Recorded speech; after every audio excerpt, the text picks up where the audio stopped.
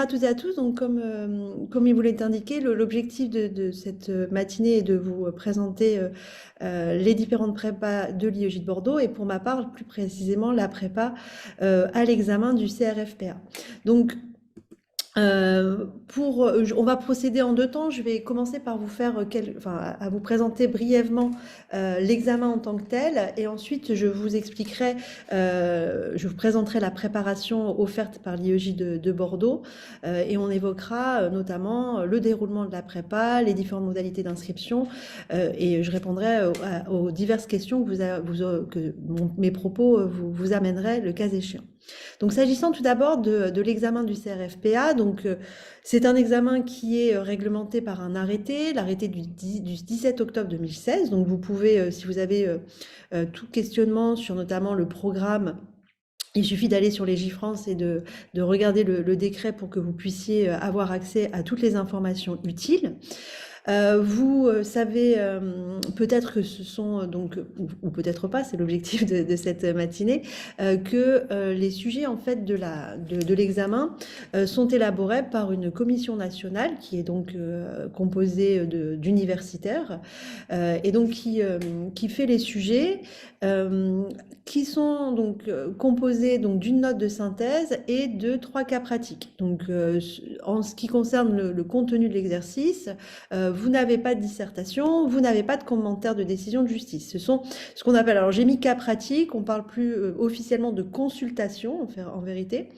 Lors de la prépa à l'IEJ, c'est aussi l'occasion de vous expliquer quelle est la différence que l'on fait entre un cas pratique et une consultation juridique. Donc c'est une méthodologie qu'on va vous donner au cours de la prépa. Alors, très rapidement, hein, c'est pas il n'y a pas beaucoup de différence par rapport au cas pratique, mais disons qu'on vous demande un peu plus de recul et davantage de vous mettre dans la peau d'un professionnel et d'un avocat et de répondre aux questions qui vous sont données et non pas de réciter un cours avec des conditions comme vous faisiez peut-être depuis la L2 lors de vos différents examens.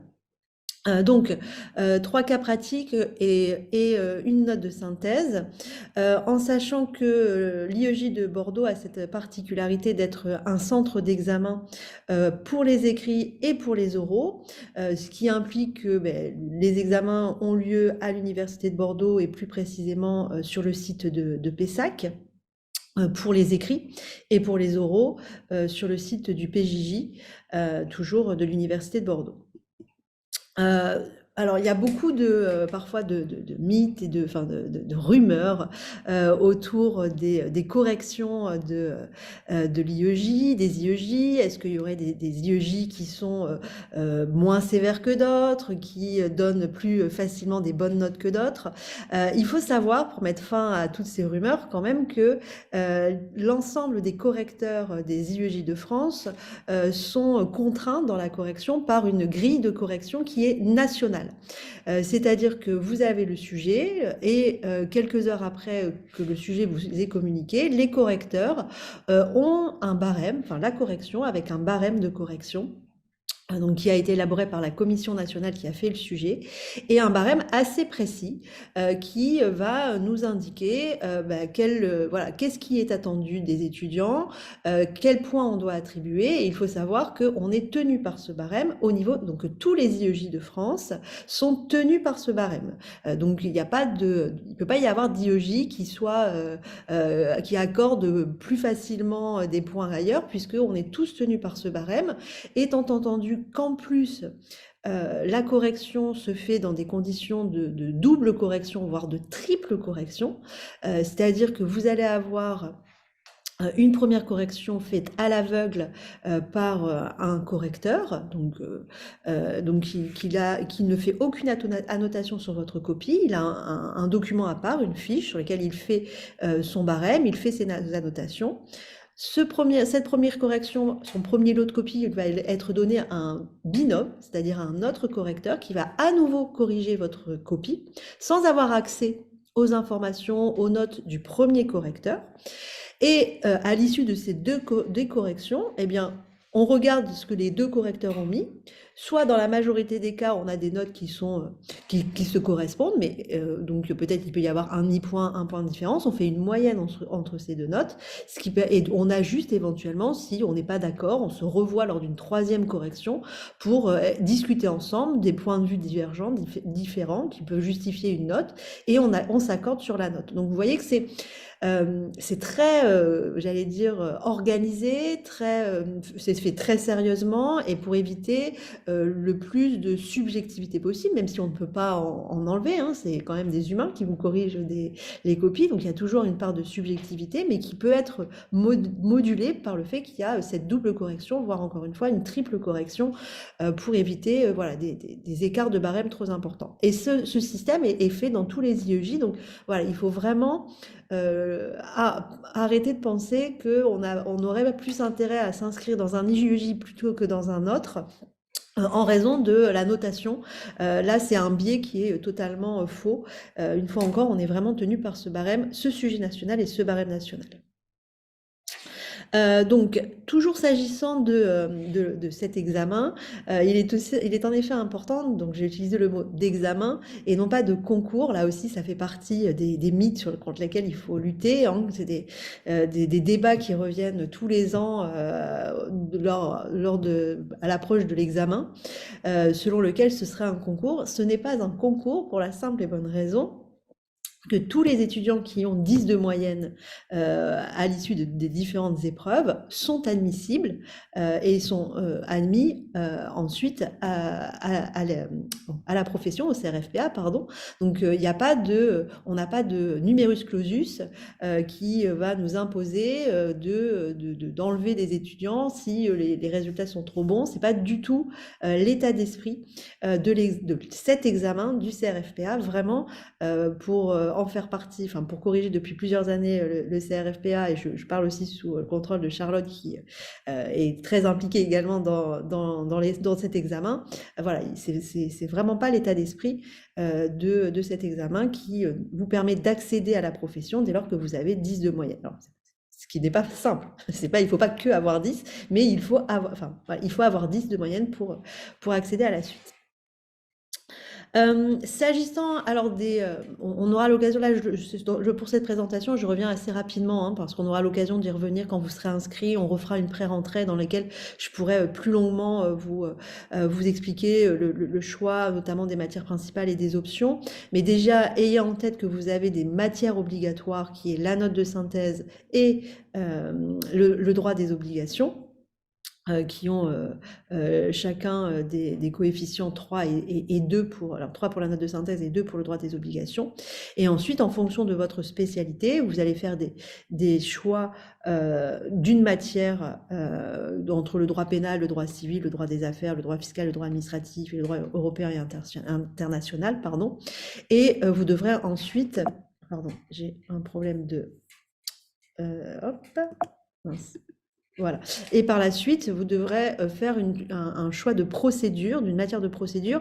Alors, étant entendu que votre choix de la matière de fond vous lie en partie sur le choix de la matière de procédure. Bon, par exemple, si vous prenez droit pénal en matière de fond, vous ne pourrez pas prendre procédure civile en matière de procédure, en fait. Mais bon, encore une fois, alors je peux à l'issue de cette réunion, si vous voulez, vous donner des précisions sur le choix des matières, mais on aura l'occasion d'y revenir plus amplement au cours de l'année pour ceux qui s'inscriront à l'IEJ. Alors, à côté donc ça, c'était les épreuves pour être admissible. Et ensuite, une fois que vous avez passé les écrits, vous avez des épreuves d'admission, en fait, qui sont des épreuves obligatoires et des épreuves qui ont lieu à l'oral. Donc, vous avez une première épreuve qui est un exposé de discussion, qui porte sur un sujet là, un programme très vaste, hein, qui est le droit et les libertés fondamentaux. Donc l'exercice, c'est que vous tirez au sort un sujet, vous allez préparer votre sujet pendant 1 heure avec l'accès à certains documents qui vont vous permettre de préparer votre exposé. Et donc ensuite, vous allez passer devant un jury composé d'universitaires et de professionnels, avocats ou magistrats, pendant 15 minutes. Donc vous faites votre exposé, et votre exposé de 15 minutes est suivi de 30 minutes de questions par les membres du jury. Donc c'est l'occasion lors de cette épreuve de juger également votre culture juridique.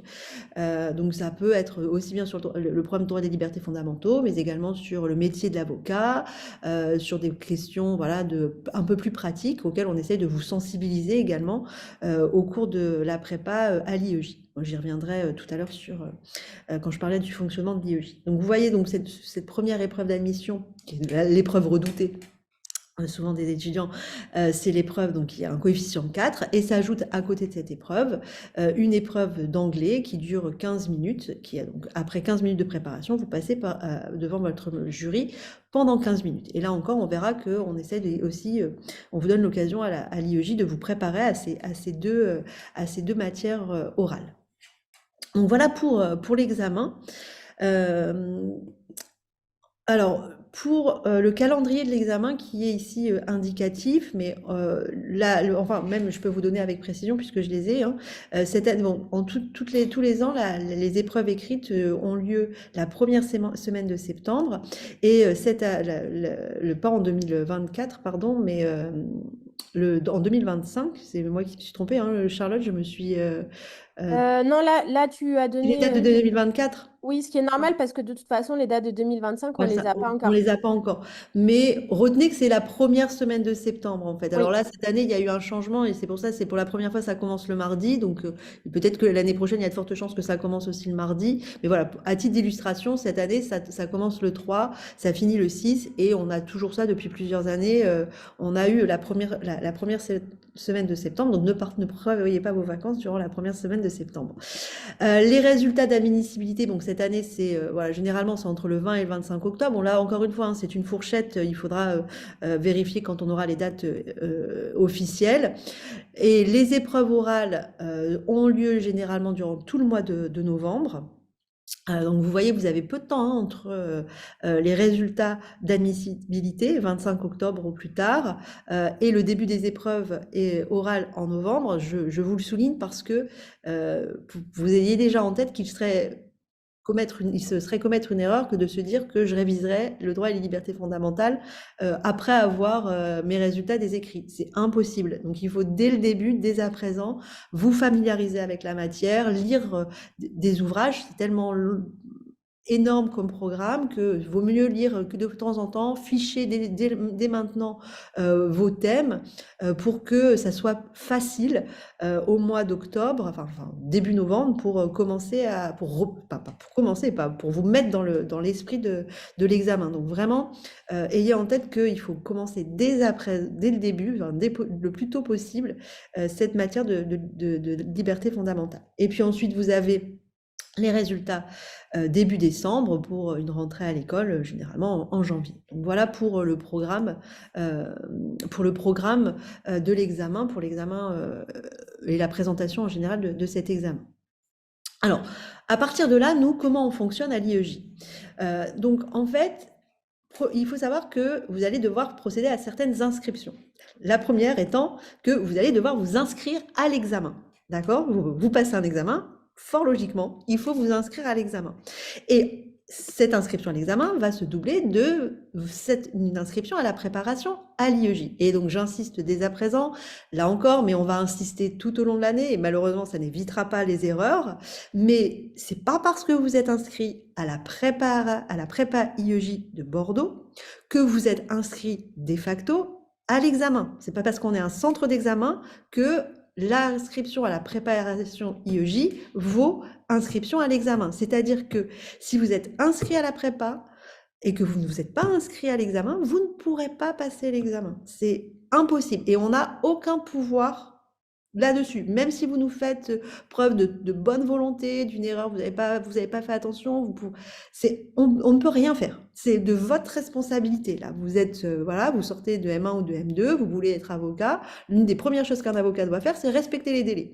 Donc, il faut que vous ayez en tête dès à présent les délais pour s'inscrire. Alors, dès à présent, c'est peut-être un peu tôt parce qu'on n'a pas encore les dates encore d'inscription à l'examen, mais il faut que vous surveillez ça. On vous le rappellera à l'IEJ. Vous aurez des mails sur les dates. Ça, pour le coup, c'est de votre responsabilité, mais on vous accompagne quand même sur cette responsabilité. Mais on ne peut pas vous inscrire. hein, ça, c'est quelque chose qu'on ne peut pas faire pour vous. Donc, il faudra vraiment être vigilant sur l'inscription à l'examen, qui est indépendante, une fois encore, de l'inscription à la préparation à l'IEJ. S'agissant de la préparation, de l'inscription à la prépa IEJ, vous avez la possibilité de vous inscrire à ce qu'on appelle la préparation générale à l'examen. Et depuis quelques années, peut-être 4-5 ans, je sais plus, j'ai plus les dates en tête, on a créé une préparation dite spéciale, inscription à la prépa spéciale de l'IEJ. Pourquoi spéciale? Parce qu'elle prépare tout spécialement aux matières orales. Alors, ce qui ne veut pas dire que la préparation générale ne vous y prépare pas. Je vais en parler juste après, mais durant la préparation générale, on va vous donner des conférences, on va vous donner la possibilité de faire des oraux blancs. Donc on vous prépare déjà aux matières orales, aux matières d'admission, mais la prépa spéciale, si vous voulez, est une prépa qui est plus condensée, qui va vous donner, j'y reviendrai, mais des séances de coaching, plus d'entraînement encore aux oraux. Donc c'est pour, une fois que vous avez passé les écrits, si vous pensez que vous avez une chance d'avoir l'oral et que vous vous donnez les chances de réussir, vous pouvez vous inscrire à cette prépa spéciale sur laquelle je reviendrai juste après. Je vais d'abord vous présenter la préparation générale et le spécial. D'abord le général, après le spécial. Alors, mais avant, je reviens. Vous voyez, j'insiste dès à présent. J'ai dit bien sur la slide de précédente, il y a 2 inscriptions, examen, prépa. Donc, l'inscription à l'examen, elle est distincte et obligatoire pour passer l'examen. Généralement, c'est avant le 31 décembre de l'année qui précède l'examen. Donc, c'est la date butoir. En sachant que cette inscription est gratuite pour les étudiants qui sont inscrits à la préparation générale. Et pour les candidats libres, c'est 150 €. Parce que dans la mesure où c'est autonome, vous pouvez très bien passer l'examen sans être inscrit à la prépa IEJ. C'est ce qu'on appelle être les candidats libres. Donc candidat libre, mais vous payez des frais d'inscription qui est de 150 €. Et lorsque vous êtes à la prépa générale inscrit, vous êtes exonéré de ces frais. Donc voilà pour l'instant sur ce que j'ai à dire sur l'inscription, et en cours d'année on reviendra plus précisément sur les différentes étapes de l'inscription, avec notamment les choix des options. Il y a des dates, mais ça on vous accompagnera en temps voulu sur ces différentes étapes. Mais retenez déjà 31 décembre de fin d'année, c'est vraiment la date butoir que vous devez avoir en tête pour l'inscription à l'examen. Alors, si vous êtes présent aujourd'hui, c'est que vous avez un intérêt pour notre prépa, et donc je vais commencer par vous expliquer comment ça fonctionne à la prépa. Donc on va avoir une campagne de candidature. Alors on a des dates approximatives qui n'ont pas été officialisées pour l'instant, donc il faudra surveiller le site de l'IEJ de Bordeaux, où dans les prochaines semaines on vous donnera précisément les dates. Mais ayez déjà en tête qu'on a 3 sessions de candidature en fait qui vont être organisées. On a une première phase de candidature qui est réservée aux étudiants finalement qui s'inscrivent, enfin qui vont passer pour la première fois à l'examen, ou en tout cas qui n'étaient pas inscrits à l'examen de cette année. D'accord. Généralement, ça intervient à partir de la mi-août, cette inscription.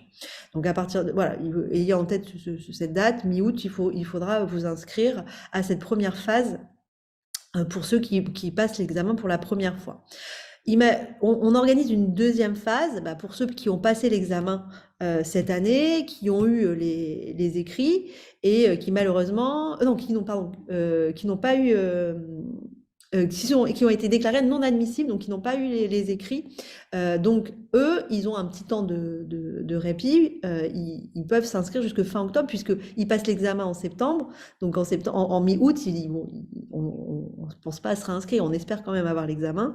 Donc on vous donne la possibilité de vous réinscrire une fois les épreuves écrites passées et les résultats donnés.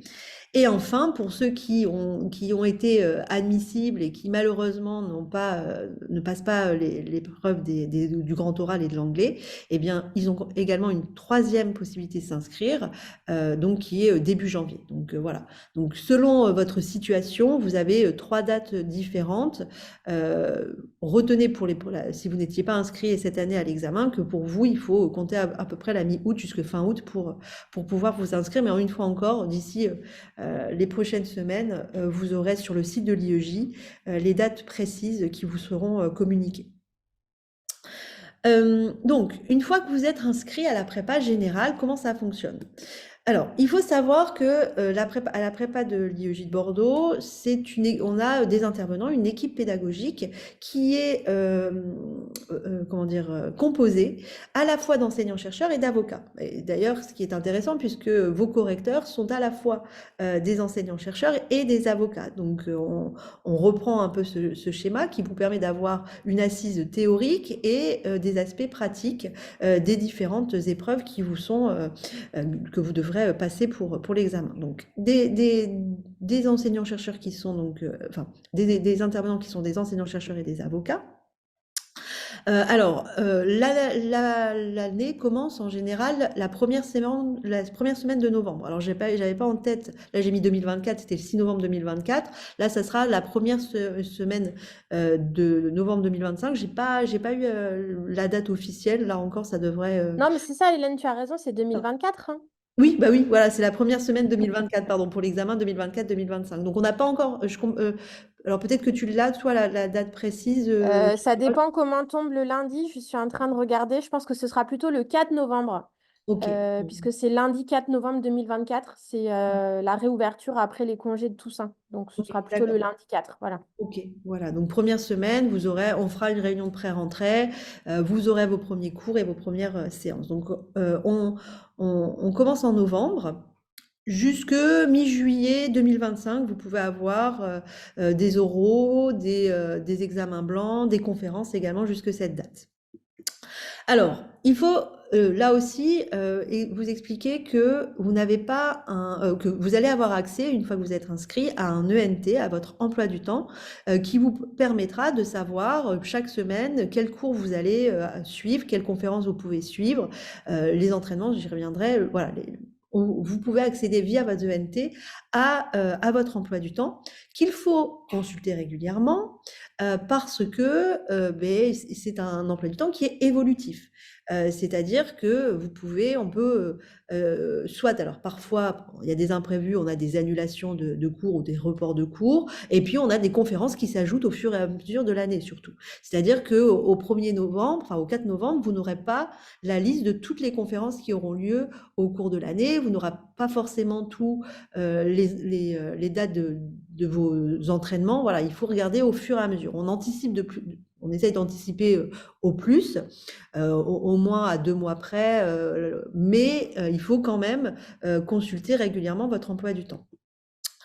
C'est un emploi du temps général qui concerne l'ensemble des étudiants de la prépa et non pas, et donc on ne va pas aménager cet emploi du temps en fonction de vos propres obligations, et je pense notamment aux stages, parce que alors ça, je sais que vous êtes friands tous de stages, et c'est une bonne chose, hein. Bon, même si je pense que les stages vous aident beaucoup à avoir une idée du métier, en soi c'est une très bonne chose. Ceci étant, c'est pas le stage qui va vous donner la méthodologie de l'examen. Donc je pense que c'est une erreur de privilégier des horaires de stage sur la participation à des entraînements ou à des examens blancs, parce qu'une fois encore, ça vous prépare très bien au métier, mais avant de pratiquer le métier, il faut passer l'examen, c'est le préalable. Donc que vous soyez salarié, stagiaire, double inscription, si vous suivez une autre formation en même temps, très bien, il n'y a pas d'incompatibilité administrative sur ce point-là. Par contre, une fois encore, c'est de votre responsabilité. Donc, vous n'allez pas pouvoir nous demander de changer un cours, d'aller dans un groupe plutôt que d'un autre. On peut l'admettre exceptionnellement, mais pas en raison, parce que vous êtes malade par exemple, mais pas parce que votre stage ne vous permet pas d'assister à la conférence ou au cours. C'est à vous d'organiser votre emploi du temps pour pouvoir assister aux cours et non pas l'inverse. Ce n'est pas à nous à adapter les cours pour pouvoir concilier vos obligations par ailleurs. Alors, ensuite, durant l'année, il faut savoir que on a une organisation par cycle en fait. C'est-à-dire que vous n'aurez pas un emploi du temps fixe. C'est-à-dire que vous pouvez pas dire, bah, tous les jeudis, j'aurai droit des obligations de telle heure à telle heure ou droit fiscal de telle heure à telle heure, que le vendredi c'est une conférence. Non, c'est pas un emploi du temps fixe. C'est un emploi du temps qui prend en considération les disponibilités de vos intervenants qui, je vous le disais en introduction, on a notamment des avocats qui viennent et qui ont qui ont pas toujours de la souplesse dans leur emploi du temps, donc ils vont faire en fonction des audiences qu'ils ont, en fonction des dossiers qu'ils ont. Donc ça peut changer d'une semaine à l'autre, y compris chez vos enseignants-chercheurs qui eux aussi ont des obligations et des contraintes qui vont parfois nécessairement devoir varier les moments, les créneaux durant lesquels ils pourront vous faire cours. Donc voilà, c'est pour ça aussi qu'il faut régulièrement pouvoir regarder votre emploi du temps, parce que voilà, c'est pas fixe. Alors, on alterne à l'IEJ entre des entraînements, c'est-à-dire que on va vous donner des sujets d'entraînement, des sujets, des consultations juridiques, que vous aurez accès à ces sujets via le Moodle de l'IEJ. Et vous allez préparer cet entraînement chez vous, en fait, ou voilà, vous vous organisez comme vous voulez. Ce sont des entraînements qui ne donnent pas lieu à des corrections individuelles, c'est-à-dire que vous ne rendez pas des copies à cette occasion-là, mais ce sont des entraînements qui donnent lieu à ce qu'on appelle des ED, des enseignements dirigés, c'est-à-dire que vous allez avoir c'est comme des TD si vous voulez, au cours duquel on va corriger avec vous, les enseignants, les avocats, les intervenants vont corriger, vont donner la correction du sujet que vous avez préparé en amont. C'est l'occasion pour vous de poser les questions à l'enseignant, de revenir sur des points sur lesquels vous n'avez pas que vous n'avez pas compris. Bon, il n'y a pas de correction individuelle, une correction collective, mais qui vous donne quand même l'occasion, voilà, de discuter, de revenir sur des points de cours qui n'auraient pas été bien compris avec votre enseignant. Entraînement ED, donc c'est des TD qui corrigent des entraînements, si vous voulez. Et ensuite, on a des examens blancs. Alors vous avez, j'y reviendrai, 4 examens blancs au cours de l'année. Là, vous êtes en situation réelle, c'est-à-dire que vous venez sur site à l'IEJ et vous avez le sujet, vous avez 3 heures pour par exemple le droit des obligations pour composer. Et à la fin de l'épreuve, vous rendez une copie qui va être corrigée individuellement, c'est-à-dire que vous aurez votre note avec les annotations du correcteur. Et cet examen blanc sera, en plus de cette correction individuelle, fera l'objet d'une correction collective, c'est-à-dire qu'il y aura en amphi un enseignant qui viendra vous donner des précisions sur la note que vous avez eue et sur les éventuelles remarques que vous avez sur votre copie. Des entraînements, des ED, des examens blancs et on alterne avec des périodes de conférences. Des conférences, donc c'est pour ça que je vous disais tout à l'heure en introduction que la prépa générale prépare déjà aux épreuves orales, puisque vous avez des conférences sur des thèmes notamment du droit à la liberté fondamentale. Donc on a par exemple cette année sur le droit des mineurs, sur la liberté d'expression, sur les droits sur la prison, sur les crimes de guerre. Enfin voilà, on essaye de cibler des thèmes qui sont à la fois d'actualité et en lien avec les droits et libertés fondamentales, qui peuvent coller au programme et à l'intérêt que le jury pourrait avoir pour tel ou tel sujet. À ces conférences qui sont thématiques en droit et libertés fondamentaux, on ajoute aussi parfois des conférences de remise à niveau. Donc on fait ça notamment en droit des obligations, parce que bon, on a conscience que pour certains d'entre vous, ça fait longtemps que vous n'avez pas fait de droit des obligations. Donc on a une vingtaine d'heures, si je ne me trompe pas, consacrées au droit des obligations. Aujourd'hui, c'est un avocat qui fait cette remise à niveau. On le fait également en RGO ou en procédure civile. Voilà, vous avez la possibilité d'avoir des remises à niveau. Et selon l'actualité, on est au fait de l'actualité, on peut ajouter des conférences qui reviennent sur un point d'actualité et qui peut également, encore une fois, susciter l'intérêt du jury. Donc voilà, vous allez au cours de l'année, avoir des périodes d'entraînement, des périodes d'examen blanc, des périodes de conférences et quand même aussi hein, des périodes qui vous sont laissées libres, on va dire, pour vous permettre de réviser et de vous consacrer entièrement aux révisions.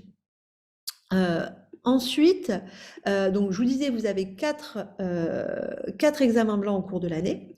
Alors généralement, le premier, c'est à la mi-décembre. Ensuite, un autre courant février. Donc c'est déjà 2 examens blancs qui vous permettent de mesurer votre niveau. Et puis, on en a 2 autres qui interviennent fin mars et début juin. Et là, je les mets ensemble parce qu'ils ont une particularité, ces 2 derniers examens blancs. C'est-à-dire que si vous obtenez 10 de moyenne à ces examens blancs, comme le jour de l'examen, vous êtes sélectionné, vous avez la possibilité de participer à des entraînements à un grand oral. Donc on en organise 2 durant la prépa générale, une juste après l'examen blanc 3 en fait. Donc si ceux qui ont eu 10 vont pouvoir passer le grand oral en entraînement blanc et pareil, ceux qui ont 10 de moyenne à l'examen blanc 4 pourront également passer le grand oral. Alors, on prend en considération la moyenne, c'est le critère essentiel. Depuis cette année, on prend également en compte l'assiduité, c'est-à-dire que on a conscience que effectivement, vous pouvez être très investi dans la préparation à l'IEJ, mais ne pas avoir réussi votre examen. Si on constate et on fait l'appel régulièrement à tous les entraînements, à tous les ED, on fait l'appel, et si on constate que vous avez assisté à tous les entraînements, à tous les ED, aux examens blancs, aux 2 premiers examens blancs, on pourra, même si vous n'avez pas eu la moyenne, vous autoriser à passer le grand oral. Alors, à condition tout de même que vous ne soyez pas totalement dans les choux. Hein. Si vous avez 4 de moyenne, je suis désolée, mais là, voilà, il faut quand même que vous soyez proche, au moins à 9,5, 9,5, 10 de moyenne. Voilà. On prendra au cas par cas. Mais voilà, si vous avez en dessous de 8, sachez que ça ne sera pas possible. Ça, c'est une certitude. Voici pour les examens blancs. Alors, de façon générale, il faut que vous ayez conscience que cette prépa, elle fonctionne sur le système du travail personnel. C'est-à-dire que nous, on est là pour vous accompagner dans votre préparation à l'examen, mais on n'est pas là pour vous donner des cours. C'est pas, alors sans doute, tous les ans on nous le réclame, hein, vous n'êtes pas content parce que vous n'avez pas de support. Ce n'est pas notre façon de fonctionner. Nous, notre plus-value et notre façon de fonctionner, c'est de vous donner un contact régulier avec des enseignants, avec des praticiens qui savent, pour avoir corrigé à plusieurs reprises l'examen, quelles sont les attentes du jury et qui vont vous donner des conseils méthodologiques. Donc, ne vous attendez pas à avoir la distribution d'un fascicule de mise à jour, par exemple, de l'actualité, c'est à vous de le faire. Par contre, votre enseignant, durant les entraînements, va pouvoir vous dire « Ah bah, il faut aller voir cet arrêt, il faut aller voir cette loi », ils vont vous donner les pistes à aller voir, ils vont vous donner les informations, mais ils ne vont pas vous faire les fiches de révision, c'est à vous de les faire. Donc, pas de support. Vos supports, c'est vos cours de L1 et de M1, voire de M2 pour ceux qui ont un M2. Vous avez des bouquins pour support. Vous avez quelque chose qui s'appelle l'UNJF aussi.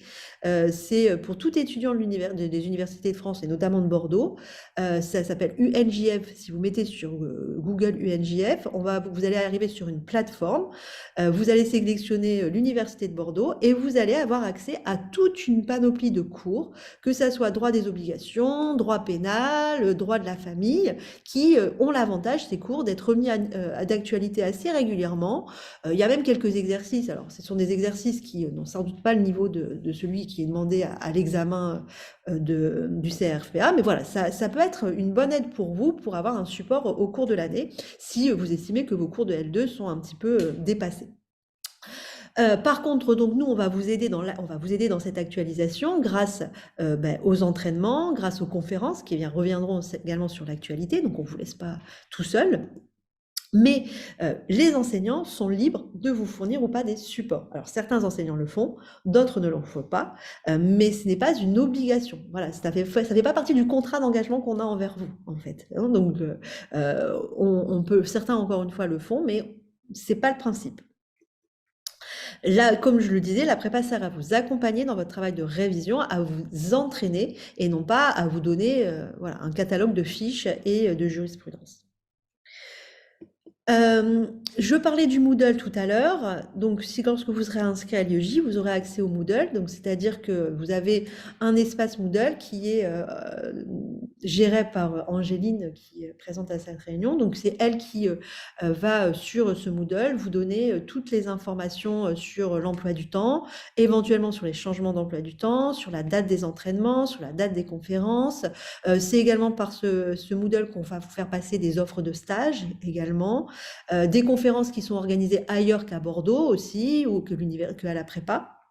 Donc c'est quelque chose vraiment, toutes les informations utiles qui ont trait à l'examen sont sur le Moodle. Donc il faut vraiment que vous appreniez à avoir l'habitude d'aller voir ce qui se passe sur le Moodle. Et de toute façon, vous avez des notifications dès que vous avez une information sur le Moodle, sur votre boîte mail. Donc, et c'est important aussi là, de bien donner votre boîte mail universitaire, en fait, lorsque vous vous inscrivez, pour que vous ayez accès à ces informations. Ça facilite les choses quand même, parce que parfois, certains étudiants n'ont pas l'information du Moodle parce que ça tombe sur une autre boîte mail qu'ils ne consultent pas. Donc, essayez de vous souvenir de quelle boîte mail vous avez donnée pour avoir accès à ces informations. Sur ce Moodle, vous allez voir que certains enseignants, je pense notamment en droit pénal, créent des espaces personnalisés qui ont trait à la matière spécialement, et donc ils vont vous mettre des documents à disposition. Donc voilà, vous pouvez avoir des informations générales et des informations plus spécifiques à des matières selon les enseignants. Comme je le disais, très important de consulter régulièrement le Moodle pour voir ce qui s'y passe, parce que vous allez avoir toutes les informations officielles de l'IEJ, ce qui veut dire que très souvent, tous les ans, on a, ce qui est très bien en soi, hein, on a des groupes WhatsApp qui se forment, vous allez communiquer des informations entre vous. Nous, on n'a pas accès à ces informations et on ne veut pas y avoir accès, et c'est pas notre problème en fait. Mais ce qui circule sur Facebook, sur les réseaux sociaux, sur WhatsApp, c'est pas nous, d'accord? Donc si vous voulez une information officielle, c'est le Moodle qu'il faut regarder et rien d'autre. Nous, on n'est pas responsable de ce qui se dit ailleurs. Je vous expliquerai à l'après-rentrée qu'on a mis aussi en place des délégués, de la nomination de délégués qui peuvent faire le lien entre ce qui se passe sur le Moodle et ce qui se passe sur le WhatsApp, notamment si vous avez un doute, votre délégué peut nous poser la question directement et on rectifie l'information, si besoin. Donc voilà pour la préparation générale. De façon générale, je peux revenir si vous avez des questions plus précises, je reviendrai à la fin si vous avez des questions, n'hésitez pas. Je vous ai dit que depuis 4-5 ans maintenant, à côté de cette préparation générale, on a une préparation spécifique aux oraux, donc qui commencera là pour vous en octobre 2025. Donc c'est en fait une préparation qui, par définition, commence après les épreuves écrites, en fait. L'organisation, c'est que ça se déroule entre les épreuves écrites et l'épreuve orale, en fait. Donc entre mi-septembre et fin octobre. C'est-à-dire, donc, vous pourrez vous inscrire en septembre, donc on n'a pas encore les dates fixes, mais c'est en septembre, après les épreuves écrites. Donc généralement, à partir de la 2e semaine de septembre, vous pourrez vous inscrire. En sachant que ce qu'on dit, hein, on parle d'une inscription à l'aveugle, c'est que par définition, vous n'aurez pas encore vos résultats des écrits quand vous allez vous inscrire à cette prépa spéciale. C'est-à-dire que vous prenez le risque, j'allais dire, de vous inscrire alors que à la fin du mois d'octobre, vous allez apprendre que vous ne passerez pas les oraux. Donc il faut que vous jugiez par rapport aux épreuves écrites. Si vous pensez que vous avez suffisamment bien réussi les épreuves écrites et vous avez une chance de passer les oraux, c'est à ce moment-là que vous pourrez vous inscrire. Mais voilà, il faut vous inscrire avant et vous ne serez pas remboursé des frais d'inscription si vous avez échoué aux oraux, en fait. C'est une inscription à l'aveugle. Donc, on a une capacité d'accueil d'environ 50 places. Jusqu'à présent, on n'a jamais eu de problème de capacité. Donc, on a pu accueillir tout le monde. Et donc, la prépa, comme je vous le disais, elle prépare plus spécifiquement aux oraux. Et c'est pour ça que vous allez avoir 20 heures de conférences sur le droit et les libertés fondamentaux, sur l'actualisation, avec aussi des avocats qui vont revenir sur le métier, les aspects pratiques du métier, ce qui peut vous permettre de répondre à des questions le jour du grand oral sur, je sais pas, la déontologie, est-ce qu'un avocat peut faire grève, de ces petites questions de culture juridique sur lesquelles on essaie de vous préparer. Très important, vous avez également des séances de coaching individuel qui va vous aider à la prestance, à maîtriser votre stress, à maîtriser l'exercice oral. On essaye également durant cette période de faire revenir les membres du jury des années précédentes du grand oral qui vous font un retour d'expérience et qui vous expliquent un peu ce qui est attendu précisément de l'épreuve, ce qui est l'occasion pour vous de leur poser des questions. Parce que là aussi, il y a tout plein de mythes autour de cette épreuve, donc ça vous permet en direct avec des gens qui ont véritablement participé à l'examen, d'avoir les réponses, j'allais dire les vraies réponses auxquelles, enfin, que vous vous posez, pardon. Et enfin, vous avez également un entraînement à l'anglais. Donc vous avez un prof d'anglais qui vient faire plusieurs séances d'entraînement pour cette épreuve. Donc voilà, c'est vraiment fondé sur les épreuves orales, cette prépa. Et ensuite, c'est aussi l'avantage de cette prépa, c'est on organise 2 entraînements blancs. Donc, vous allez être là encore mis en situation. Vous allez passer devant un jury qui va vous faire, voilà, vous allez tirer un sujet, vous allez avoir 1 heure pour préparer, et puis vous allez passer, on va vous faire un débrief. Donc, on vous donne une note indicative, hein, c'est pas du tout, ça veut rien dire sur la note que vous aurez à l'oral, mais c'est surtout l'occasion de vous dire voilà ce qui va pas dans la prestance, dans la façon de vous exprimer, dans la méthodologie en fait. Donc c'est deux entraînements avec un débriefing qui est pour le moins fort utile. Voilà, je vous indiquerai également, je ne l'ai pas dit, dans la prépa, vous avez la possibilité d'être accompagné. On a un système de tutorat depuis 2021, ce qui permet d'encadrer en fait ceux qui sont à la prépa générale par des personnes qui sont passées par votre épreuve et qui ont réussi l'examen, qui sont élèves avocats et qui voilà, viennent faire du tutorat, encadrer les étudiants. C'est là aussi un retour d'expérience, la possibilité de partager vos doutes, vos questionnements sur l'épreuve, sur comment il faut réviser. Voilà, on peut vous donner des conseils. Bon, je vous redonnerai l'adresse, mais on a une adresse institutionnelle pour le tutorat, mais il est encore un peu tôt pour en parler pour l'instant. Voilà, tout ce que je viens de dire, alors pas tout, mais un certain nombre d'informations sont accessibles sur le site de l'IEJ. Notamment pour les dates d'inscription et à l'examen et à l'IEJ, avec les différentes phases, avec les différentes inscriptions pédagogiques, le choix des options, tout va être inscrit sur le site, donc n'hésitez pas à le consulter. Il est mis à jour régulièrement par Karine Giry, voilà, qui gère ça de façon voilà, très concrète et très fiable. Et ensuite, bon, si vous avez aussi des questions plus précises, n'hésitez pas à m'envoyer un mail sur mon adresse institutionnelle et j'essaye de répondre assez rapidement, généralement, aux différentes questions. Voilà pour cette présentation. Je vous remercie pour votre attention et je suis à votre disposition pour toute précision complémentaire. Merci beaucoup, Hélène. Je crois que si tu peux arrêter ton partage, Karine, vous vouliez peut-être montrer le chemin d'accès Oui, tout à fait. pour le site internet. Normalement, c'est bon, j'ai arrêté le partage. Ok. Ouais. Alors, attendez que je... Dans l'attente, voilà, ce qu'on peut vous dire, c'est quand vous faites une Voilà. recherche, allez directement sur le site internet, non pas de l'Université de Bordeaux, mais vraiment sur le site internet de la Faculté de droit de Bordeaux. Ici. Parce que si vous allez sur le site général de l'université, vous allez un peu avoir du mal à vous repérer. Il y a plein de formations qui n'ont aucun rapport avec le droit.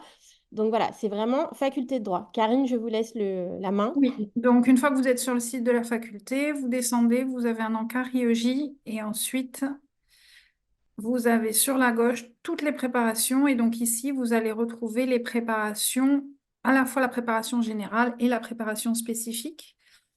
Donc ici, si vous cliquez sur préparation générale, vous allez retrouver ici sera mis en ligne la vidéo de la réunion de ce matin et vous avez ici tout un récapitulatif, notamment du programme qui a été énoncé par Madame Skripniak. Et vous avez ici les modalités d'inscription ou le calendrier quand il sera finalisé. Il sera déposé ici, en principe, la semaine prochaine. Voilà, avec une inscription via e-candidat à partir de la rentrée. Pour la préparation spécifique, donc vous la retrouvez ici. Pareil, toujours avec les modalités d'inscription, vous aurez le calendrier qui sera disposé ici. Et donc, si vous voulez des informations sur l'examen, toujours pareil, IEJ et vous avez ici toutes les informations qui vont concerner l'examen d'accès avec notamment examen, modalité d'inscription, voilà, ici. Et là, vous retrouverez le calendrier pour l'inscription à l'examen 2025. Pour les personnes qui seront inscrites à la préparation, on fait un rappel via votre espace Moodle, via les annonces, les mails. C'est important de regarder et de suivre. Il faut vraiment faire l'inscription à l'examen. On Oui, vous parce le dira, Parce que tous que les ans, en fait, il y a des candidats qui sont inscrits à la préparation qui oublient. Et quand ils ont oublié, c'est trop tard, en fait. Et donc, ils ne peuvent pas passer l'examen. ouais. Donc, Ouais, et la date du 31 décembre, elle est fixée par l'arrêté du 17 octobre 2016 et par d'autres normes réglementaires. Donc, on n'a pas la possibilité de faire de dérogation, donc c'est particulièrement important. Et tant qu'on est sur les conditions, Karine, d'inscription, j'attire votre attention sur le fait qu'il y a eu une réforme qui vient rehausser le niveau d'accès pour s'inscrire à l'examen CRFPA. C'est-à-dire que jusqu'à la session 2024 incluse, alors je mets de côté les diplômes un peu spécifiques, mais il suffisait d'avoir un Master 1 en droit pour s'inscrire. À partir de la session 2025, donc a priori vous êtes concerné si vous êtes là aujourd'hui, il faudra avoir un Master 2. Alors attention, vous pouvez ne pas avoir le Master 2 au moment où vous vous inscrivez ou au moment où vous passez l'examen. En revanche, il faudra que, avant d'être avocat, c'est-à-dire au moment où vous allez à l'école et au moment où vous voudrez vous inscrire pour passer enfin voilà, vous inscrire à un barreau, il faudra avoir ce Master 2. Donc, si actuellement vous êtes déjà un Master 1, Master 2, sauf cas de redoublement, etc., il n'y a pas tellement de problème. Mais pour les personnes qui par exemple, ont obtenu leur Master 1 à une époque où la sélection se faisait encore entre le Master 1 et le Master 2, et finalement, voilà, ensuite, vous n'avez pas eu de Master 2 et vous avez laissé tomber pendant quelques années, etc. Attention, parce que là, 2024, c'est la dernière fois qu'on peut candidater à l'examen avec simplement un Master 1. Donc, il faut avoir quand même bien conscience de cela. Voilà. Effectivement, on peut passer aux questions. Il y a une première question de Léa. Oui. Alors, je vois, pouvez-vous nous confirmer que si nous souhaitons passer pour la première fois l'examen CRFPA, donc il faudra vous inscrire en août, oui. Oui. S'inscrire à l'examen en décembre, je valide. Donc c'est bien ça. Commencer les cours à l'IEJ en janvier, non, ça En sera novembre en 2024 novembre 2024, voilà. jusqu'en juillet 2025. 5, voilà, c'est Passer ça. les écrits en septembre 2025, oui. Passer les oraux en novembre C'est bien 2025, ça. c'est ça. Ouais. Donc c'est juste que vous vous êtes trompé juste sur le début des cours. Le début des cours, c'est novembre 2024 jusqu'à juillet 2025. Je vous en prie. Alors, deuxième question sur les bourses, la présence de toutes les séances conférences aidées. Alors, il y a on ne fait pas l'appel aux conférences.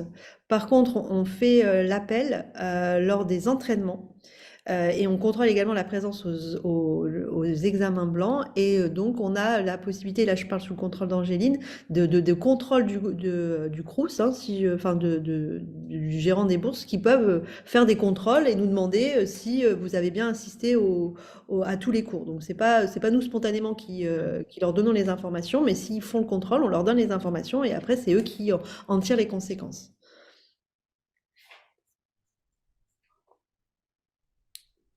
C'est bien ça, Angéline, hein? Oui, c'est tout à fait ça. Je regarde l'autre question.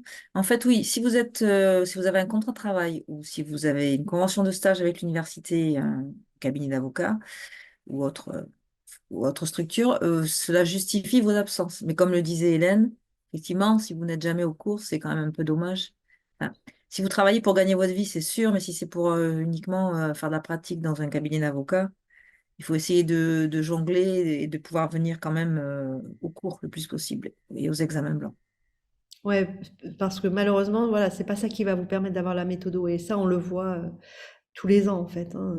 Donc, on a on signe plein de conventions de stage, mais voilà, c'est pas ça qui vous permet d'avoir l'examen. Ouais. J'ai une question sur les conventions de stage. Faire un stage de 6 mois à partir de août 2024. Non. Question très importante, effectivement, puisqu'on a beaucoup de, beaucoup de contraintes Ouais. administratives liées à ça. Je te laisse répondre, Hélène. Oui, bah, alors non, nous, comme je vous l'ai dit, hein, les inscriptions c'est en août et la rentrée c'est en novembre.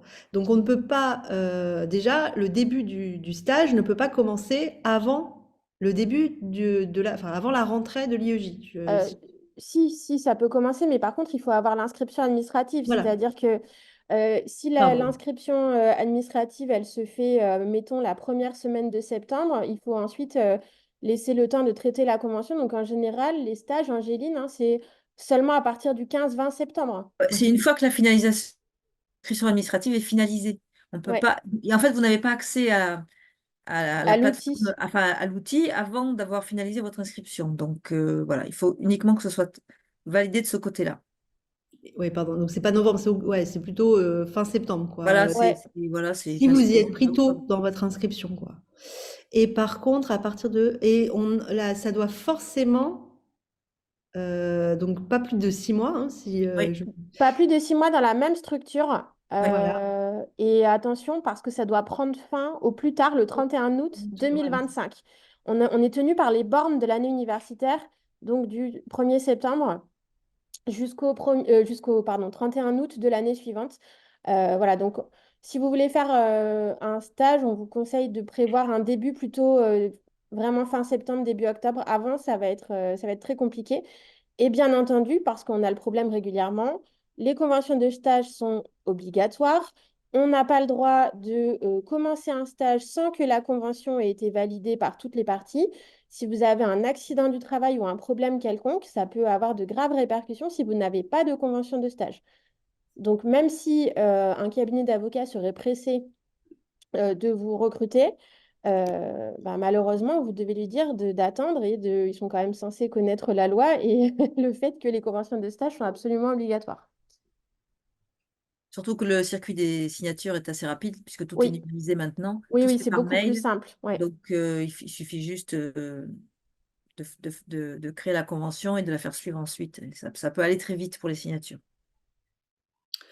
Conseillez-vous de cumuler l'IEJ avec éventuellement une prépa privée? On est quand même plutôt mal placé pour vous conseiller d'aller en prépa privée. Nous, on est une prépa publique, générale, donc ça, c'est votre libre arbitre. On va pas vous le déconseiller comme on va pas vous le conseiller. C'est à vous de voir si financièrement, vous voulez mettre cet argent-là, si vous en avez la possibilité. Mais enfin, ça ne nous regarde pas, j'allais dire, hein. Donc, il n'y a pas de déconseil comme il n'y a pas de conseil, en fait, sur ce point-là. Grandes écoles de commerce. Alors, sur la question de Laurane, il faut d'abord que vous soyez admise en master 1 de droit parce que, alors on n'est pas rentré dans tous les détails des conditions de recevabilité pour s'inscrire à l'examen, mais il faut vraiment avoir un master sans E, un MASTER, c'est-à-dire un diplôme national de master et pas un master E avec un E à la fin qui peut être un diplôme délivré par des écoles privées. Et surtout pour ce master sans E, donc diplôme national, il faut qu'il soit dans une mention droit. Donc les autres mentions du type sciences politiques, etc., ne sont pas admis. Et pour répondre plus spécifiquement à votre question, si vous rentrez en master 1 droit des affaires en septembre 2024, bah, il faudra vous inscrire plutôt l'année suivante. Mm. Donc, oui, l'année suivante. Euh, on a bien conscience hein, que les études coûtent cher, les étudiants ont envie vite d'accéder au monde du travail, etc. Mais il ne faut pas courir tous les lièvres à la fois. Cumuler un master 1 plus la préparation de l'examen ou un master 2 plus la préparation de l'examen, c'est extrêmement compliqué. Bien sûr, chaque année, on a des contre-exemples, des étudiants qui font tout en même temps et qui y arrivent très bien. Ça se compte quand même sur les doigts d'une main. Nous, on aurait quand même tendance à vous conseiller. Alors, pour nous, ça n'a aucun impact financier. On vous dit ça purement dans une vision pédagogique et de conseil. On a vraiment tendance à vous dire, finissez votre Master 2 et ensuite seulement faites une année complète de préparation de l'examen parce que c'est un examen qui est quand même assez compliqué. Euh, voilà, il faut pas le sous-estimer. Donc, voilà, à mon sens, c'est pas forcément très raisonnable de faire plusieurs choses à la fois. Je sais pas si ça répond à la question.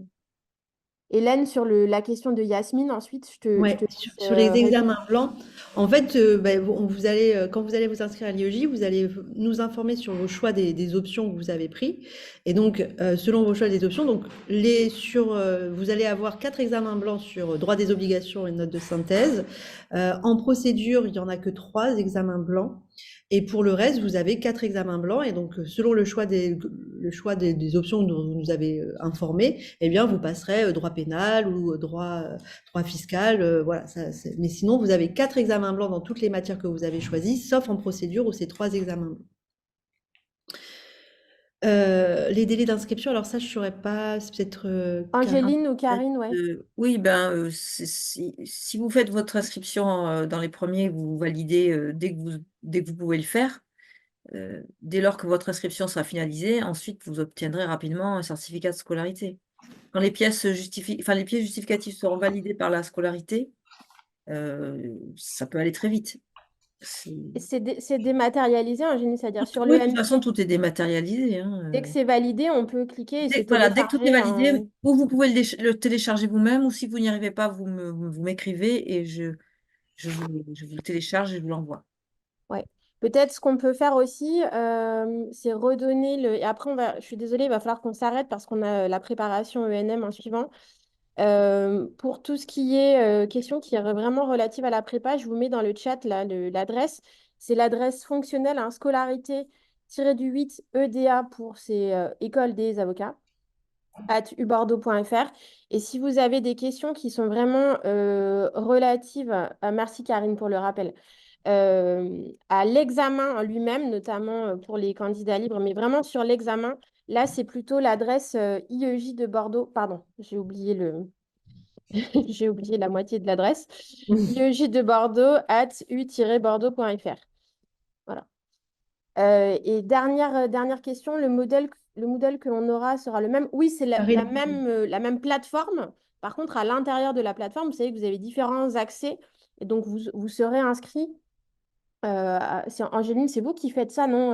En début d'année, quand on a la liste des inscrits, on leur donne on les inscrit automatiquement sur le modèle de la prépa. Ils sont inscrits Non, sur le Moodle. automatiquement, dès qu'ils sont inscrits, dès qu'ils Mhm. s'inscrivent, en fait, l'inscription à l'espace Moodle dépend du code Apogée.